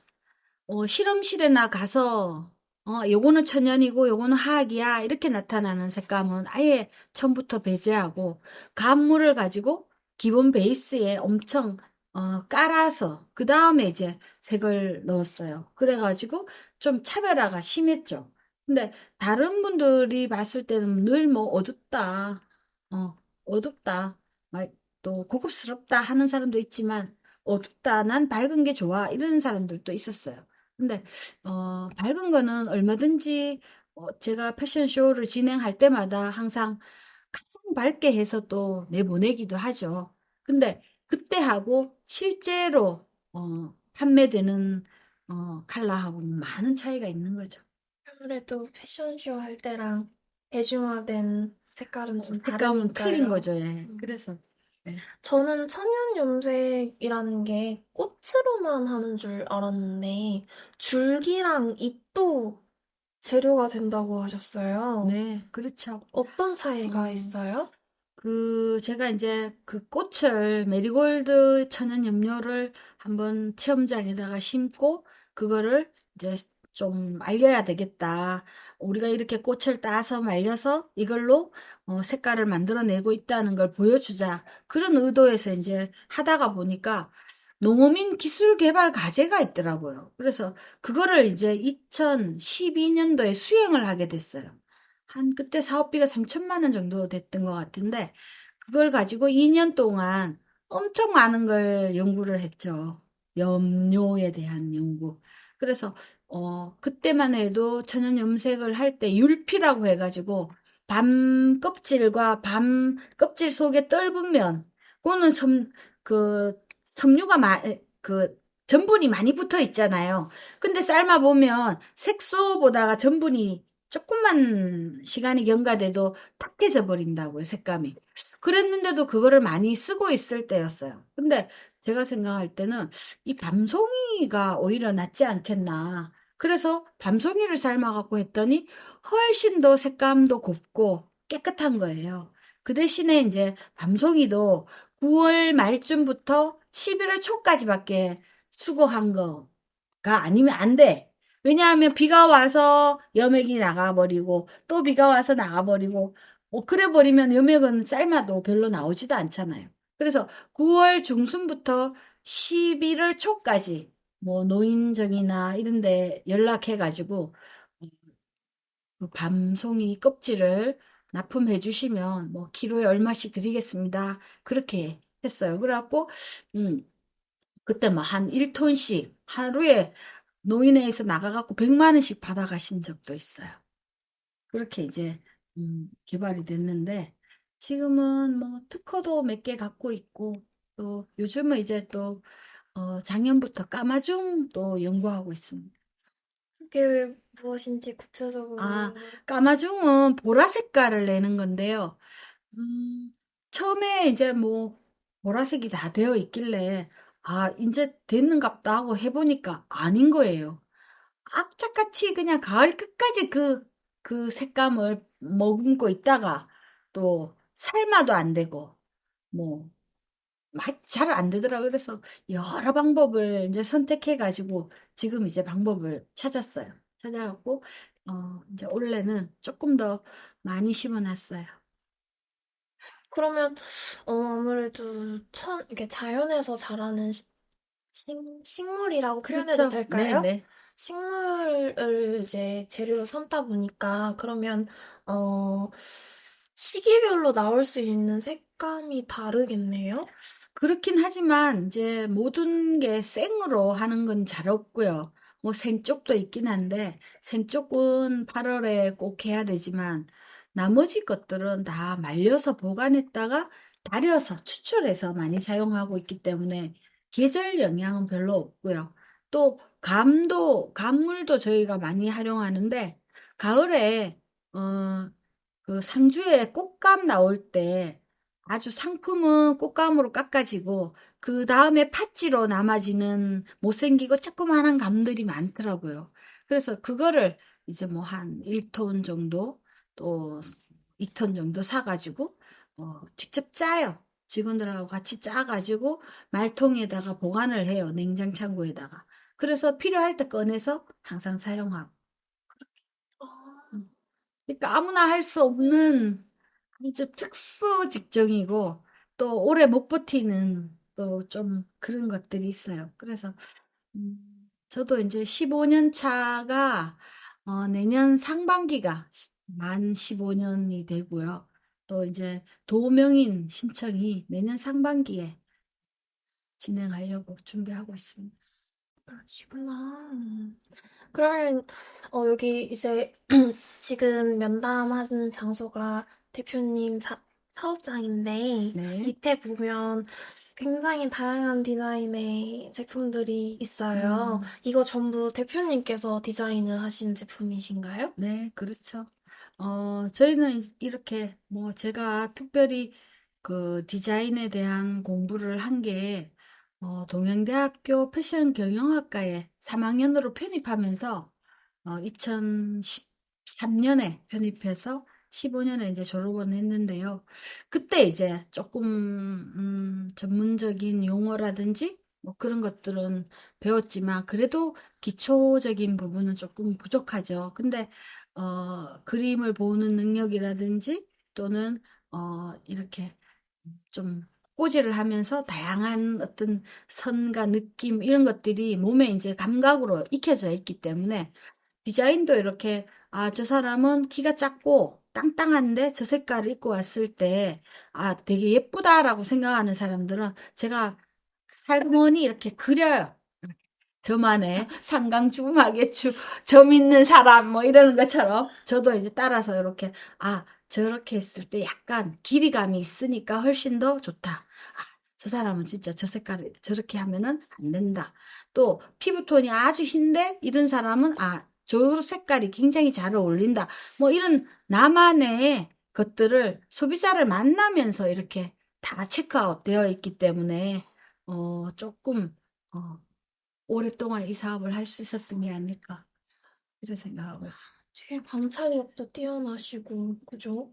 일상생활에서 영감을 얻으시고 네, 그러시는 것 그렇죠. 같아요. 네네, 맞아요. 그러면 제가 알기로는 풍기인견 원사가 되게 다양하다고 들었어요. 네. 그러면 거기에 대해서 좀 더 자세하게 설명을 들을 수 있을까요? 맞아요. 우리가 이제 어, 민평을 많이 짰고요. 풍기인견이 보면. 그 다음에 자가드가 있고요. 자가드는 이제 무늬를 만들어 갖고 짜지는 거죠.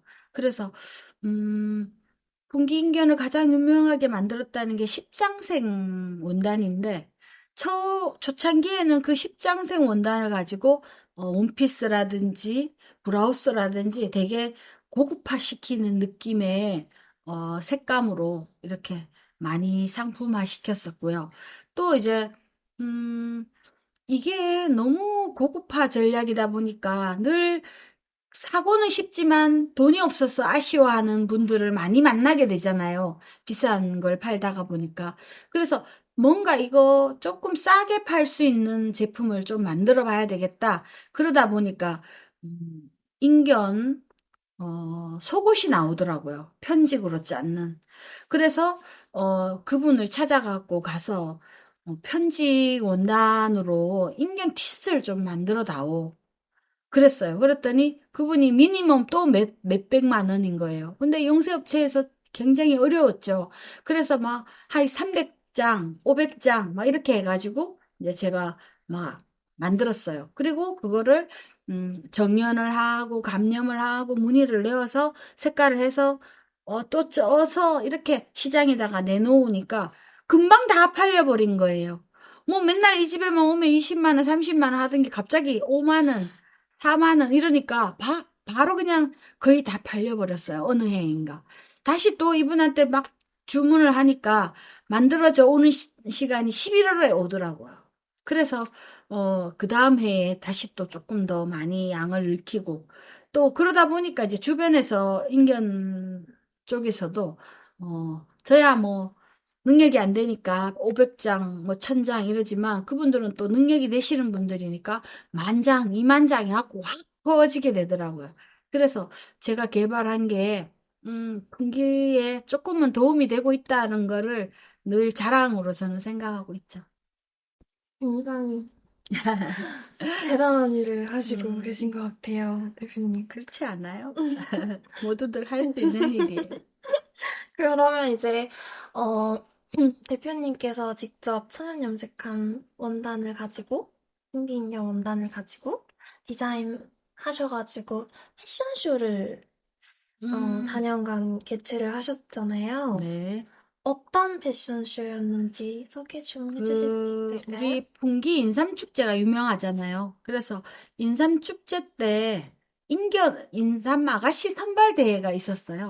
그래서 그거 하면서 이제 제가 참여를 하게 되었는데, 첫 해에는, 엄청 힘들었어요. 그 색깔도 밝게 해야 되고, 그때만 해도 실력이 또 좀 모자라기도 할 때였으니까요. 그래서 굉장히 같은 톤의 지금 사진을 보면 거의 같은 색깔의 것들이 많았다라는 생각이 들고 또 디자인이라고 할 것도 없을 만큼 뭐 이렇게 스카프 가지고 이렇게 막 묶어 가지고 이렇게 만들어낼 정도로 뭐 한 20명이니까 10벌 정도는 만들어서 하고 10벌 정도는 그냥 거의 보자기를 가지고 디자인을 했던 그런 적이 있어. 그렇게 시작을 하게 된 거죠. 그 다음에 또 이제 2009년에 하고 2010년에 했어요. 10년에 할 때 조금 나아지고요. 또 11년에 하니까 또 조금 더 나아지고요. 11년쯤 하니까 이제 힘들어요. 영세업체에서 거의 뭐 25명의 옷을 입히기가 쉬운 일이 아니더라고요. 그래서 이제 그만한다고 그럴까? 그러는데 또, 그때쯤 되면 8월 달쯤 되면 인견 시장이 거의 끝이 나요. 그러니까 인삼축제는 10월 초예요. 그러면 8월 한 달을 그 연습하듯이 그 원단을 만들어내는 거죠. 그리고 9월 달 한 달을 직원들하고 막 싸워가면서 디자인을 해가지고 10월 초에 그렇게 입히는 거예요. 그러고 나면은 그 다음 해에 텍스타일이 요 8월과 9월 사이에 다 다시 연구가 되어 있더라고요.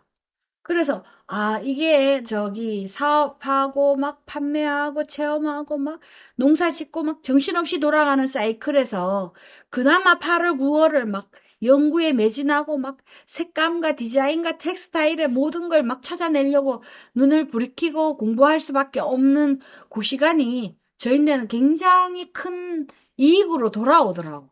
그래서 좀 이거 힘들어도 내가 한번 해봐야 되겠다. 그런 생각으로 하고 있죠. 그러면 패션쇼 준비하실 때 가장 기억에 남았던 재미있었던 일 같은 건 있을까요? 우리 보통 이렇게 옷 만들고 작업하고 할 때는 제가 그 작업자들을 별로 신경을 안 건드려요. 왜냐하면 그래, 조금 내가 원하는 사이즈가 아니어도, 아, 뭐 조금 뚱뚱한 사람한테 입히지 뭐. 조금 날씬한 사람한테 입히지 뭐. 이런 식으로 이제, 이렇게 만들어도 좋아. 저렇게 만들어도 좋아였어요. 근데 지금 이거는 무대에 올려야 되는 거잖아요. 그러니까 굉장히 까다로운 거죠.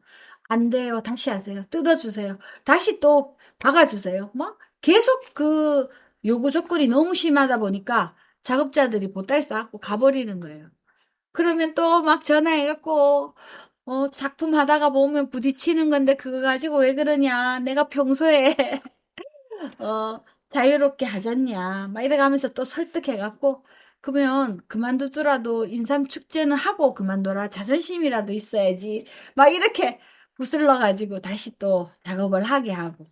그래 했는 분이 지금 아직, 12년 차. 지금 손발을 아직도 맞추고 있습니다.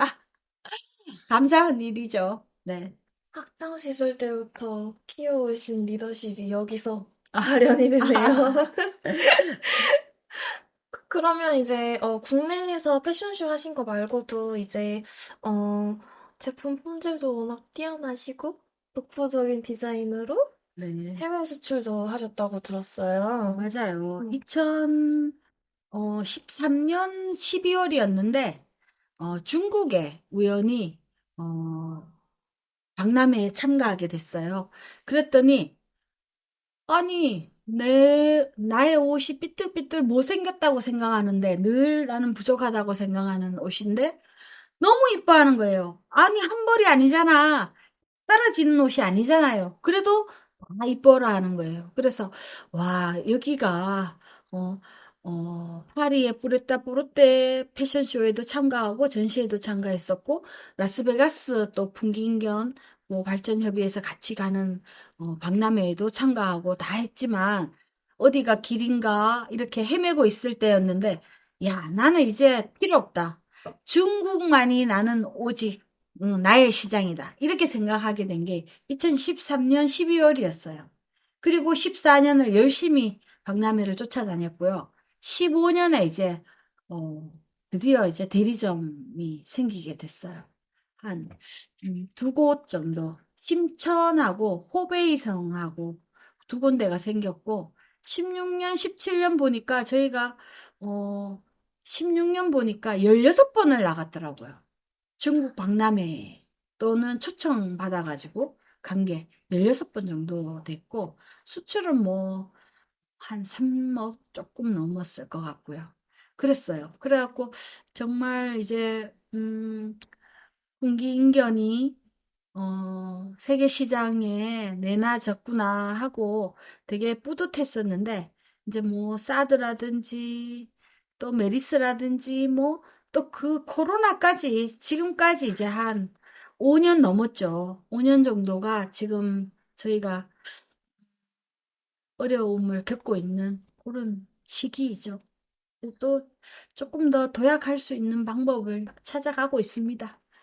반드시 찾아내실 것 같습니다. 아, 찾아야죠. 그러면 처음에 외국을 진출하려고 이렇게 결심하시게 된 계기가 어떻게 되세요? 음, 그 인견발전협의회에서 조금 더 분기인견을 알리려고, 세계 시장에 알리려고 체보코 디자이너를 데리고 우리 각 업체에 신청을 받아갖고 이제 어, 파리 브레타 포르테에 참가하게 됐어요. 그러면서 이제 뭐 그분이 브랜드가 있는 분이니까 우리의 옷을 가지고 패션쇼도 하고 또 뭐 전시회도 하고 또 바이어들을 모시고 막 이렇게 설명회도 하고 막 그러는 거예요. 근데 다른 팀들 거도 있었는데 우리 것만 거의 막 그 히잡을 둘러쓴 여인이 막 골라내는 거예요. 오더를 넣으려고. 그래서 오더장을 쓰려고 딱 하니까 가격 면에서 꼭 부딪히는 거죠. 막 엄청나게 갖고 나왔던 물건들을 다 다시 제자리로 갖다 넣게 된 거예요. 그러면서 저는 그래도 기뻐요. 속으로. 가능성을 봤거든요. 그래서 엄청 기뻤어요. 아, 뭐 팔지는 못했지만 엄청 기뻤고, 또 라스베가스 박람회 참가했을 때도 첫날인데 벌써 저희 드레스를 저희는 조금 전통적인 느낌의 신한복 같은 느낌으로 늘 개량한복, 신한복, 뭐 생활복, 생활한복 이런 느낌으로 디자인이 되어 있었는데 그 길을 라스베가스를 간다고 하니까 제 생각에 드레스를 만들어 가지고 그 사람들이 좋아하는 느낌의 디자인에다가 내 색깔을 보여주고 싶었어요. 그래서 전부 드레스를 만들어 갖고 쭉 전시를 해놨는데 어떤 분이 와서 사고 싶다고. 그 안 돼요. 첫날이라서 한 마지막 날 4일째 와주시면 제가 드릴 수 있어요. 가격도 비싸게 불렀는데 좋대요. 그래, 또 오후쯤에 다시 왔어요. 택배 용지를 써가지고 영어로 막 써서 LA에 어디 있는 분이었는데 그렇게까지 원하니까 제가 그러면 드리자. 나는 또 가서 만들면 되는데 그때 그게 어 밤 밤색이었던 것 같아요. 밤송이로 만든 밤색이었던 것 같아요. 그래서 이 사람들이 가장 자연의 색이면서 약간 광택이 있는 이 드레스를 엄청 이뻐하고 신비해 하는구나 하는 그런 느낌을 받았었죠. 그래서 좀 많이 그거 했고요. 또 그게 그렇게 판매도 하고 할 수 있었던 게 드레스에 조금 더 인삼 축제 때마다 할 수 있는 그 덕분이 아니었을까. 그랬어요. 그러면은 해외 진출하셨을 때는 이제 한국 패션쇼 했을 때랑 디자인이 완전 다른 거네요? 그렇죠. 저는 이제 색깔을 내는 마술사라고 생각하기 때문에 나의 색깔을 이 사람들한테 보여주겠다. 그런 생각을 갖고 있기 때문에, 어, 베트남에서, 호치민에서 한국 무역협회하고 같이 패션쇼가 있었어요. 그때 이제 저는 그 아오자이를 만들고 또 우리 원단으로 노온을 만들어가지고 아이들을 씌워가지고 무대에 올렸어요. 그래갖고 굉장히 VIP들이 많이 박수를 쳐줬던 그런 기억도 있죠. 항상 우리 것도 있지만 한두 작품은 항상 그쪽에 치파오라든지 아오자이라든지 또는 뭐 그렇게 드레스라든지 이렇게 항상 그 시장성을 보려고 준비를 했던 것 같아요. 여기서 사업 수완이 드러나시는 것 같아요. 네. 그럼 아까 전에 말씀하시기를 중국에 이제 직영점이 있다고 하셨는데 맞아요. 음, 운영하실 때 어려움은 없으셨는지. 음. 그 심천에 대리점 하시는 분이 계속 자기네 공장이 넓더라고요. 한 4층, 5층 높이였는데 차비 묘품 해갖고 되게 특이한 제품들을 하는, 취급하는 회사였는데 그 자기네 공장이 조금 비어 있었어요. 그래서 여기서 하자. 모든 인력과 돈은 내가 댈게. 여기서 해가지고 어, 원장, 위원장, 네가 하겠다는 디자인을 만들어내자. 같이 해보자. 막 이러더라고요. 근데 그 사실 좀 하기 싫었어요. 돈도 좋지만 제가 이제 늘 뭐 죽을 때 갖고 갈 것도 아니고 안 할래. 이런 생각이었어요. 그래서 그냥 웃기만 하고 기어이 그 소원을 안 들어줬죠. 그리고 이제 그러고 나니까 이 친구가 우리 원단을 전국으로 던지더라고요. 강저우에 있는 거기는 계란 노른자도 가짜를 만들어내잖아요. 근데 우리 옷을 막 던져서 자기가 산업화를 꾀하는 게 보였었어요. 그래가지고 음, 이렇게 하면 안 되는구나. 견제가 필요하구나. 그래서 제가 이제 강저우에다가 매장을 하나 얻었어요. 얻어가지고, 그 주인이 차 하는 친구였는데, 지금도 제가 장차를 많이 마시고 있는데, 젊은 친구였었어요. 그 친구가, 박람회에서 만나가지고, 어, 누나, 뭐 동생, 뭐 이랬나?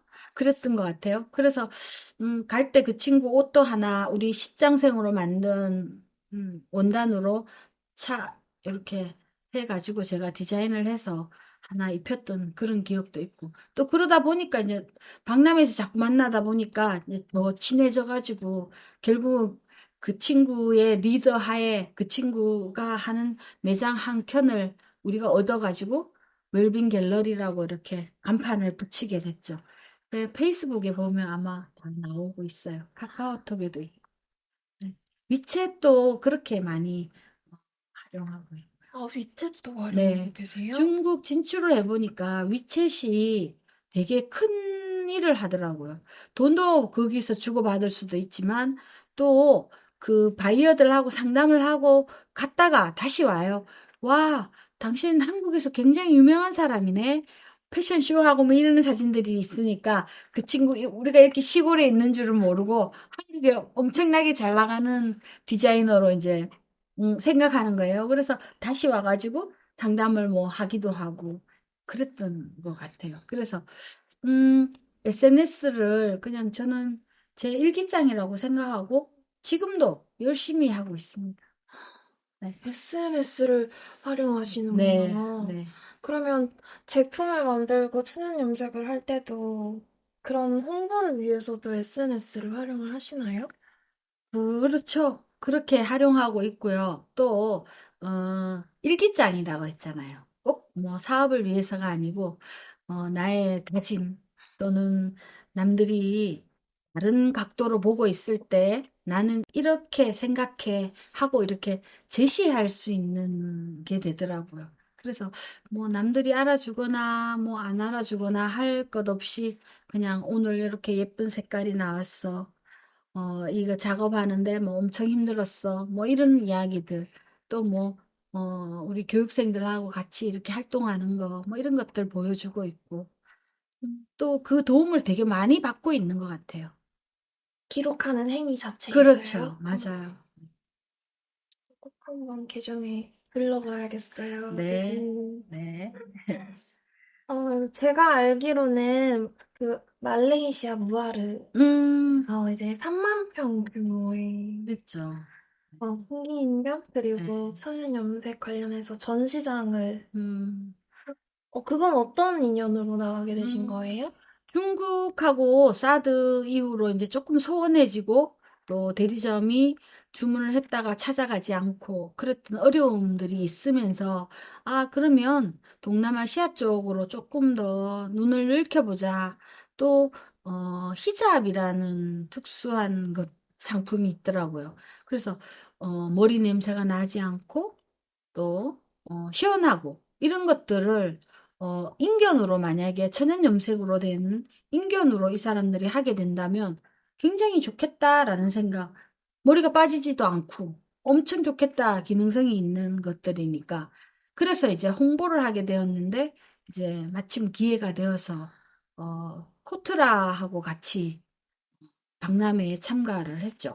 했는데 거기서 이제 이렇게 만난 바이어였었는데 그 무아르에 땅이 3만 평 넘게 있고 저희 SNS를 보면서 거기도 위챗을 많이 보더라고요. 제가 중국 시장을 위해서 위챗을 너무나 매일매일 올려놨는 것들이 많기 때문에 이 사람들이 그걸 다 본 거예요. 아, 어느 날은 아이들이 와서 꽃을 따고 어느 날은 그 원단을 막 하늘 색깔을 갖다가 막 빨랫줄에 막 널어서 펄렁거리고 막 그런 것들을 이 친구들이 다 보면서 자기네 땅에다가 그렇게 하면 말레이시아는 아시아인들이 거의 65% 이상이 그 아시아인들이고 원주민들은 사실은 한 35%, 40% 정도밖에 안 되는 거예요.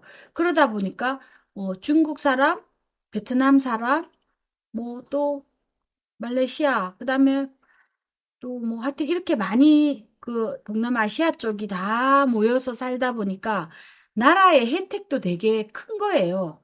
우리나라 같은 경우는 외국인이 왔을 때 굉장히 한정적이잖아요. 거기는 아니에요. 똑같이 차를 살 때도 한 25년씩 그 상환하는 제도라든지 집을 살 때, 부동산을 할 때도 다 그런 어떤 것들이 만들어져 있더라고요. 그래서 가이드들이 거의 다 거기에서 사업을 하고 있는 사람들이더라고요. 그래서 그분들이 하는 이야기가 이렇게 외국에 진출할 때 중국보다가는 말레이시아가 훨씬 좋다. 조금 뭐 라마단이라든지 뭐 좀 종교적인 부분이 조금 곤란한 부분도 있긴 하지만 그래도 같은 위치에서 바라봐주고 같이 가고 있기 때문에 투자라든지 또는 뭐 뭔가를 할 때 되게 좋다 막 그랬어요. 그래갖고 조금 더 중국에서 기술 제휴를 제안했을 때는 단칼에 그냥 거절을 했지만 말레이시아에서는 조금 한번 생각해보자 이렇게 됐죠. 그래서 음, 그 무아르에다가 꽃을 심고 또 그거를 체험을 통해서 하고 또 이 회사 자체가 두바이나 이런 쪽에다가 히잡을 그 자판기로 만들어 가지고 공급하는 업체였어요. 그러니까 브랜드도 한 10개 이상을 갖고 있었고 나중에 이제 기회가 되면 한번 보여드릴 수도 있는데 그 규모가 좀 있는 데였어요. 그래갖고 했는데 정부에서 이제 지원하는 부분이 있었던가 봐요. 그랬는데 대통령이 바뀌어 버렸어요. 그 찰나에. 1차에 서류가 심사가 합격이 했다고 자기네 그 파워포인트까지 저희한테 다 보내왔는데 2차에 그 틈에 조금 정치적으로 움직여져 버려가지고 무산이 된 경험이죠. 무하르가. 네. 안타까워요. 네. 그러면 이제 모두들 아시다시피 이제 코로나가 음, 터지면서 네. 전 세계 경제가 음, 너무 안 좋아졌잖아요. 맞아요. 그때 어떻게 보내셨어요? 전 진짜 황당했어요. 많은 직원들을 다 내보내고, 한두 명만 데리고, 이 막 비 오는 느낌에 막 뭔가 막 장대비가 쏟아지는 그런 세월을 기다리고 다 보니까 비가 그칠 생각을 안 하는 거예요. 그래서, 굉장히 이렇게, 의기소침해 갖고 있는데, 어느 날, 부산에 할머니 한 분이 자기가 시집 올 때 해왔던 삼배, 면, 이런 것들을 이용해 갖고 마스크를 만들어 가지고, 20장 정도를 손으로 꼬매고 만들어 가지고, 그 동사무소에다가 기증을 하시더라고요. 그걸 이제 신문에 나오고 텔레비에 나오고 하는 걸 보면서 망치로 머리를 한 대 탁 맞는 느낌이 들더라고요. 그래서 아, 정말 세계에서 최고라고 자랑하면서 어, 그렇게 자신만만하게 그 못난 옷들을 들고 어, 전 세계를 쫓아다녔는 너는 도대체 뭐 하고 있는 거야, 지금?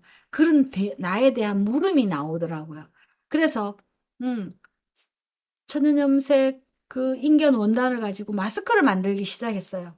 처음에는 이제 그 사회적 기업 협의회 제가 회장을 맡고 있었기 때문에 그때는 이제 물품으로 100장, 200장 봉사하는데 보내왔고 또 봉사자들이나 뭐 사람들이 써보니까 다른 거는 이게 부직포나 이런 것들은 알레르기가 일고 또 막 불편한데 이 인견이 되게 좋았던가 봐요. 그래서 또 주문이 들어왔어요. 그래갖고 또 뭐 몇백 장 만들어갖고 납품도 하고 그러면서 이제 조금씩 조금씩 살아남기 시작한 거죠. 그리고 이제 또, 좀 더 이제, 눈을 조금 더 크게 봐야 되겠다라고 생각한 게, 일본의 후쿠오카 온천 마을을 갔어요. 온천 마을을 갔는데, 그 사람들이 95% 정도가 한국 사람인 거예요. 비행기 값이 싸고 제주도 가는 것처럼 쉬우니까 그럴 수도 있긴 한데 제가 받았을 때는 좀 충격적이었어요. 그래서 아, 우리도 놀면 뭐하니의 유재석이처럼 나는 막 놀면서 그분은 연봉이 뭐 5억, 10억, 20억이잖아요. 그런 것처럼 우리도 내가 뭔가 즐기면서 하는 일을 하면서 사람들이 찾아오게 해야 되겠다. 그런 생각을 갖게 됐어요. 그래서 소백산 명품마을 사회적 협동조합도 설립을 했고, 또, 농정원에서 하는 기초인 대상 창업 교육도 제가 지금 5기생들을 교육하고 있을 정도로, 어, 그 온천 마을을 만들어내는 역할을 지금까지 한 5년째 진행하고 있습니다. 여기 풍기에서요. 네. 그래서 지금은 이제 또 우리 지리적으로도 만들어지고 있는 게 부석사도 유네스코 또 소수서원도 유네스코에 두 개나 등재되어 있는 곳이고 또 요 같은 길을 요울로 지나가야 되잖아요. 그리고 저희 또 바로 앞에 생태공원이 지금 조성이 되고 있는데요. 데크길이 600m예요. 600m를 사람들이 쭉 걸어가서 다시 돌아서 가버리는 것보다가 뭔가 이거를 어떻게 지역 자원으로 연계시켜가지고 여기에다가 온천 마을을 만들어야 되겠다. 그렇게 이제 생각하게 된 거죠.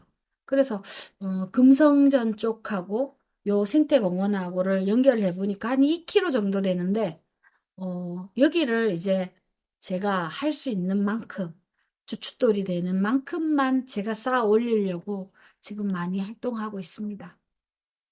그러면 풍기에 이렇게 일본 온천마을 같은 거를 구축을 하려고 하시면 구체적으로 어떤 걸 하고 싶으신지. 손으로 할 수 있는 모든 것인 거죠. 지금은 이제 주민주도형 농촌관광 콘텐츠 사업을 제가 따갖고 와가지고 당연하고 올해하고 진행하고 있는데요. 뭐 두부를 잘 만드시는 분들은 두부만 만들어 가지고 저희가 또 행사 때 팔아주기도 하고 또 그걸 가지고 또 하수오라든지 마을 기업에서 수매해서 그거를 포함해갖고 기능성 있는 조금 차별화된 거, 어디에 가나 있는 거 말고 꼭 우리 마을에만 와야 있는 거, 이런 것들을 지금 계속 연구하고 있고요.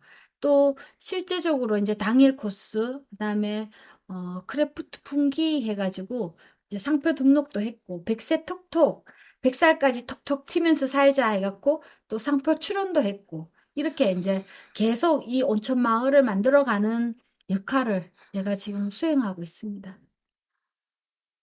대표님 덕분에 풍기가 한층 네, 그랬으면 좋겠습니다. 발달되겠어요. 네, 그랬으면 좋겠습니다. 성공할 수 있으면 좋겠습니다. 그러면은 이제 해외 시장 쪽으로 관심은 이제 조금, 좀 내려놓은 편이죠. 조금 음, 더 이제, 어, 원래 이제 딸이 그 성균관대 패션 디자인 학과 졸업을 했어요. 대학원을 졸업하고 저는 엄마가 연구한 것들을 다 글로 남기고 후세에 자료로 남기는 게 나의 가장 마지막 그 사업이 되지 않겠나 그래 생각을 하고 이 친구를 설득하고 해서 학교를 보내고 또 박사까지 좀 갔으면 좋았을 뻔했는데 친구가 엄마 사업도 보니까 그렇게 막 수작업을 하는 게 뭐 돈을 그렇게 많이 벌겠어요. 엄마 일단 돈을 좀 벌어놓고 그 다음에 또 해봅시다. 그러더라고요. 그래서 자기가 이제 대량으로 할 수 있는 그 전시회에 가서 경쟁력이 있는 거 맨날 가면 5단은 주는데 이것밖에 없어요. 이건 말이 안 된다. 그래서 이제 이 친구가 화학으로 풍기인견으로 이제 천연염색과 접목해가지고 뭔가를 사업을 해보겠다고 함소 농업회사법인을 만들었어요. 그랬는데 코로나가 터지는 2월에 사업자를 만들었으니 한 번도 못 나가보고 아직까지 저러고 있는 게 너무 안타깝죠. 그 대신에 이제 뭐 청년 마을이라든지 청년 크리에이터라든지 또는 뭐 우리 여기 상품을 만들어낼 수 있는 기반들을 그 친구하고 같이 이제 구축하고 있죠. 음. 그러면 따님분하고 같이 협업을 하시는 거네요. 그렇죠. 제가 이제 막 사업 계획서를 제 머릿속에 있는 이야기들을 막 엮어 놓으면 친구가 또 막 사례를 찾아보고 또 다른 기수에는 어떻게 진행이 됐는지도 또 뭐 들여다보고 논문들도 막 들여다보고 하면서 또 자기만의 정립이 또 되더라고요. 그래서 둘이서 이제 믹싱해 가지고 이제 뭐 사업을 많이 추진하고 있죠. 그러면 따님분이 추구하시는 그런 디자인 쪽에 가치관이 있을까요? 아, 우리 딸은 좀 심플한 디자인을 좀 좋아하고요. 또 아직 젊으니까 제가 터치를 안 해요. 왜냐하면, 조금 지금 잘 안 팔리니까 속으로 조금 화가 나요. 아, 아줌마 거 좀 만들어주지. 가디건도 5 사이즈 이상은 안 만드는 거예요. 그래서 젊은 인견이 나오는 거에 대해서는 되게 제가 뿌듯하고 기분이 좋고 한데 판매가 안 되는 상황이니까 좀 어려움이 많은 거죠.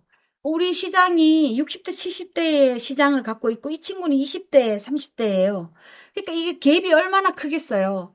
그리고 또 이게 시장이 세계 시장으로 튀어나갈 수 있으면 저는 이 친구를 믿고 있거든요. 그러니까 걱정이 없는데 저랑 같이 해외 시장을 개척했기 때문에 저는 그냥 믿고는 있어요. 근데 한 번도 못 나가보고 지금까지 깨지고 있으니까 또 시장이 안 맞잖아요. 분기는 60대, 70대고 이 친구는 20대, 30대의 디자인이고 그래서 그런 벽이 있어서 조금 시간이 필요할 것 같습니다. 따님분이랑 협업을 하시면 스펙트럼이 되게 넓어지실 것 같아요. 저도 함수 제품 하나를 원피스를 구매를 했는데 네. 너무 아, 예쁘더라고요. 그래요. 아유, 네. 감사합니다. 아무래도 이제, 이 친구도 이제 저의 기질을 좀 닮다 보니까, 뭐, 작품 전시회라든지, 뭐, 이런 거 할 때, 거의 자기가 리더로 활동하고, 또, 우리 이런 소품이나 이런 것들을 다 그 친구가 조달해 주고 있기 때문에, 어, 좀 폭이 넓고, 또, 저희가 한 2013년부터 인사동에 계속 상설 매장으로 1년에 한 6개월씩 진행이 됐어요. 그거를 이제 이 친구가 맡아서 하다가 최근에는 이제 함소 설립하면서 이제 서울에 이틀 있고 여기에 4일, 5일 있고 뭐 이렇게 이제 패턴으로 돌아가고 있는데 뭐 조금 시간이 좀 필요하겠죠. 필요하고 또 분기인견이 조금 더 발전하기 위해 갖고 이 친구한테 제가 많은 미션을 좀 주는 편이에요. 모시와 인견을 만나게 하고 또 어, 한지와 인견을 만나게 하고 그 둘이서 막 대화를 해가지고 이 친구가 이제 그 업체들을 찾아다니고 또 짜서 또 그거를 상품화 시키고 뭐 그런 작업들도 하고 있고요. 또 장기적으로 봐갖고는 저는 그냥 어, 버려진 인견 창고 같은 거를 사가지고 거기에 이제 우리 인견의 발전사 같은 것도 좀 보여주면서 또 누구나 이렇게 올 수 있는 카페 형태의 맛있는 뭔가를 개발해서 먹이면서 보여주고 하는 그런 어떤 형태로 한번 진행해보자. 지금 그렇게 이제 생각하고 있어요. 그럼 이제 따님분하고 제일 중요하게 생각하시는 게 이제 해외 진출이신 것 같아요. 대중화 이런 그렇죠. 거죠. 그죠? 네네. 그러면 이제 앞으로 해외 시장에서 풍기인견의 가능성은 어떻게 보시는지. 음. 지금 저희들이 그 중국 시장을 봤을 때 실크로드라고 해갖고 실크는 진짜 많이 발전되어 있더라고요. 근데 인견은 없어요. 인견이 있어도 거의 뭐 직조 기술이나 이런 게 우리 1938년도에 그 덕천 지방에 사람들이 내려왔을 때부터 여기는 조금 더 발전이 되어 있는 거죠. 그래서 그 음, 중국산 인견은 세탁기에 돌리면 풀어져요.